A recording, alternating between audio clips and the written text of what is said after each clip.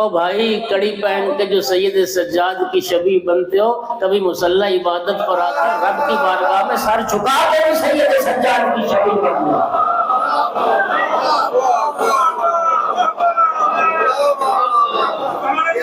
امام سجاد کی سیرت سے تمہیں نمازیں یاد نہ رہیں، تمہیں رکوع اور لمبے سجدے یاد نہ رہے، کڑی یاد رہے۔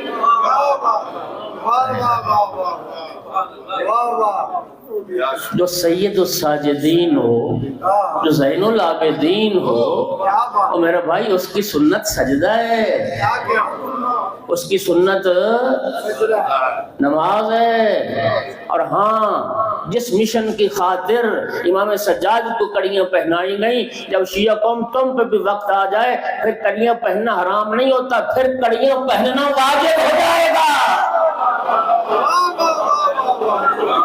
کڑیاں پہن لو۔